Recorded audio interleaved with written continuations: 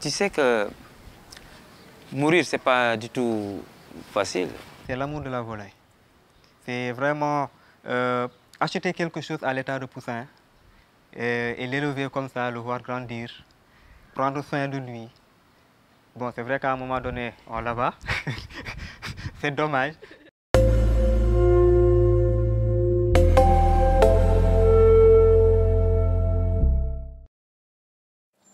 Depuis la fermeture des frontières, la production de poulet de chair a considérablement augmenté. Les transformateurs, les livreurs et les distributeurs, autant formels qu'informels, se sont organisés pour répondre aux besoins de la consommation. On n'abat pas n'importe comment, on va respecter d'abord les chartes de l'islam. Après abattage, nous allons passer à l'étape secondaire, ce qu'on appelle le déplumage. Bon, c'est pas difficile, mais c'est que respecter l'hygiène, je veux dire. Parce qu'on peut les abattre à travers eux, mais ils vont ramasser toutes sortes de microbes. Programme, prophylaxie, des poulets, il y a des chairs, il y a poulets pondeuses. Il y a les dates, les nombres de jours, on les respecte, les produits on en a sur place. Bon, on respecte toutes les vaccinations. Les 3 premiers jours, les poussins sont vaccinés contre la Newcastle. Le 10e jour, c'est la Gumboro. Entre le 15e et le 17e jour, un anticoccydien est administré. Les rappels ont lieu respectivement le 20e, le 22e et le 30e jour. Le cycle de production du poulet de chair oscille entre 35 et 45 jours. Il est ensuite abattu, puis livré. Je suis un éleveur de poulets de chair. Oui, je livre des poulets de chair. Je mets les 50 ici, les 50 derrière. Il n'existe pas de société de livraison. Il est fréquent que l'éleveur ou le revendeur se charge de cette activité. La revente sur les marchés se positionne majoritairement dans les secteurs informels. Certains restaurants s'approvisionnent dans les marchés, directement dans les fermes ou se lancent dans la production. Le plus souvent, c'est le poulet de chair.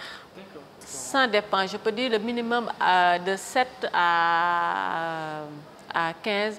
Les événements, je peux faire de 30 poulets, comme le 24 décembre, 31 décembre. Avant, je ne produisais pas de chair. Là, j'ai fait 200 et 2 fois 200. 200 de 1 mois, 5 jours et 200 de 4 jours. Oui, comme ça il y aura un peu j'aurai le temps d'utiliser ces 200 poulets avant que l'autre. À Louga, c'est pas une zone touristique. Donc, il y a un blocage sur ce côté. Au début, j'avais à peu près 8 personnes à 9 personnes. Mais comme ces temps-ci, c'est le temps le plus difficile, j'ai diminué jusqu'à 5 personnes. Dans les villes, un autre secteur pourvoyeur d'emploi a fait son apparition. C'est la grande distribution. Donc pour l'instant, on est numéro 1 de la grande distribution au Sénégal, même si on est une petite partie de la distribution, puisque le gros est dans les marchés, dans l'informel, chez les boutiquiers, les grossistes, etc. Le poulet est 100% sénégalais. Alors la vente du poulet, ça représente en gros entre 1,5 et 2% du chiffre d'affaires des magasins. Donc on essaie d'avoir un maximum de tous les produits locaux qui répondent à nos normes et à nos contraintes. Déjà en premier, c'était Sedima, donc, qui est le premier producteur de poulet du Sénégal. Après, on a une multitude de producteurs, sachant que pour nous livrer, il y a une contrainte forte, c'est les volumes. Non seulement il peut y avoir des problèmes de production, je pense à l'alimentation animale, on ne peut pas bien contrôler avec quoi sont nourris les poulets. En fait, il y a un manque de réglementation et de contrôle au niveau de l'abattage, des contraintes de qualité, des contraintes d'emballage. Quand on parle de traçabilité, ça n'existe quasiment pas.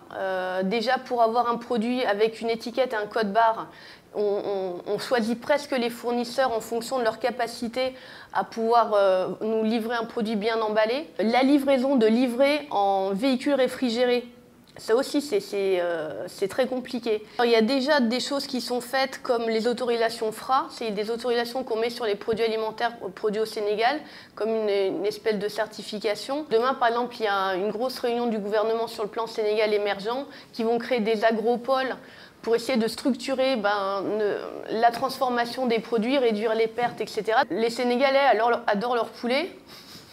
C'est un plat de fête, c'est un plat convivial, c'est un plat qui n'est pas cher, c'est des bonnes protéines, qui a une qualité constante. Le poulet, ça fait vraiment partie de l'alimentation de base.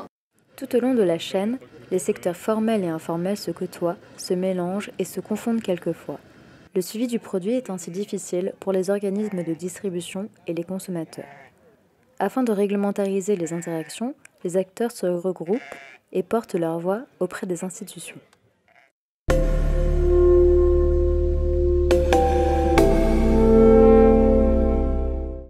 Juste une dernière question. Où en est l'hygiène dans la filière avicole? Vous ne pouvez pas tracer. Vous pouvez pas tracer. La traçabilité suppose qu'on ait un certain nombre d'éléments. Il faut qu'on connaisse l'élevage et le statut sanitaire de l'élevage. Il faut qu'on connaisse l'abattoir. Ça a été abattu où? Dans quelles conditions? Par qui? Là aussi, un code barre.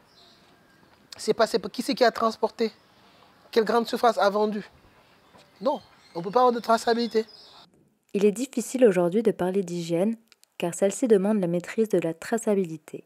Or, la traçabilité est encore confrontée à une différence organisationnelle entre le secteur formel en développement et le secteur informel ancré dans la société.